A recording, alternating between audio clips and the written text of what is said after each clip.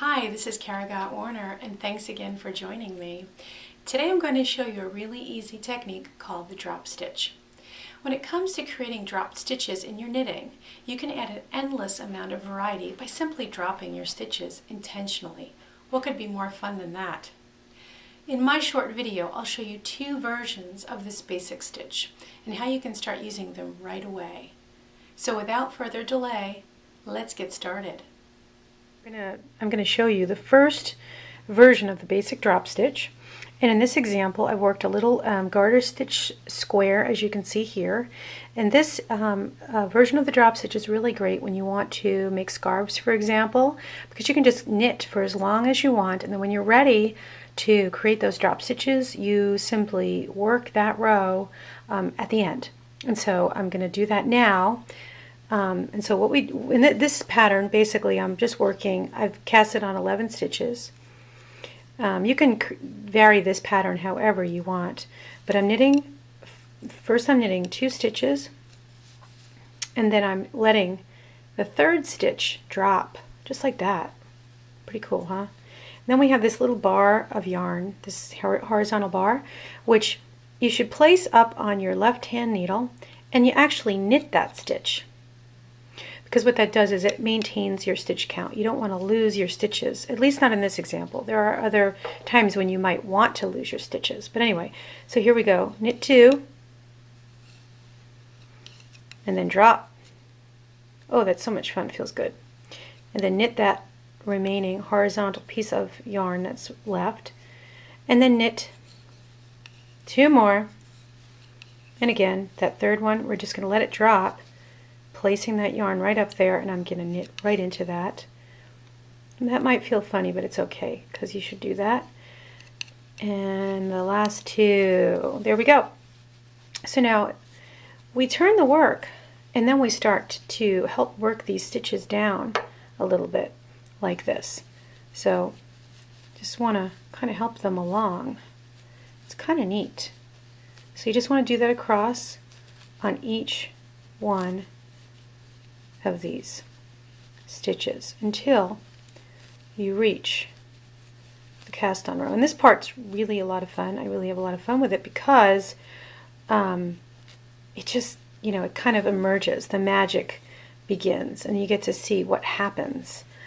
So look, that's one already done, so we can see how that changes the look of your work. It's really kind of exciting. So here's the end result. It looks really quite interesting. So as you can see, so after we pull down these stitches and we let them fall down to the cast on row, we get this really interesting ladder effect, which is really quite nice. And that would make a just amazing scarf, especially this time of year when we're looking for quick knits. Okay, in this example of the basic drop stitch, this one's just a little bit different.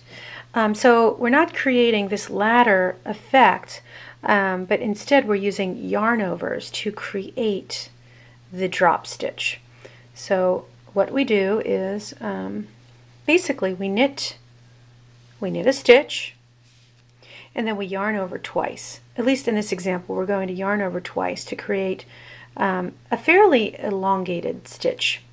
And then knit 1, yarn over twice, knit 1, yarn over twice, knit 1. And we just do this all the way across. It's pretty simple. This is where we make the magic happen.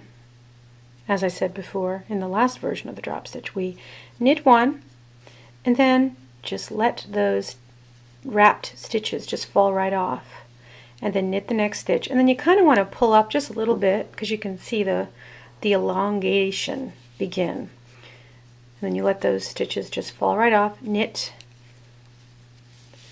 let those drop stitches fall right off, knit, and so forth. And we just work this way all the way across our row until all of these stitches have been dropped off the needle. So that's pretty easy stuff. A little more of a design element, you can work a couple of rows of knitting in between, which is what I did here on the previous rows that you can see here. So I just knitted a few rows, and then I worked the drop stitch rows. The drop stitch row, and that's basically, here's a quick example of the drop stitch that uses the yarn over technique.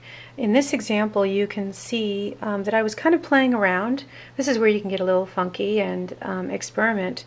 What I did was I made one square here, and then I picked up stitches along one side of the square to start working the other square, and the direction of knitting was going in that direction here, as you can see. And then what I did was I added this fringe, this knitted on fringe at the bottom of each, and I used the contrasting color on either side. So this is how you can just use some really simple elements to make things exciting. And then just to show you how much variety you can actually add, I wanted to end with this version of the drop stitch, which is sort of like a series of clusters created in your knitting.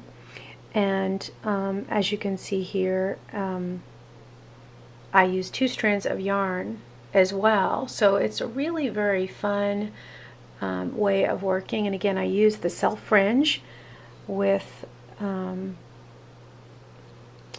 beads on the end. I'm going to zoom in here so you can see kind of what I did, and I got a little closer here on that stitch pattern. So basically it's just clusters of stitches that are worked and then dropped in the pattern. So just another variation on what you can do. Well, that wraps things up, and I hope you found this tutorial fun and informative. Please feel free to stop by my blog and share your thoughts and ideas at splendidsticks.com. And thanks again for joining me today.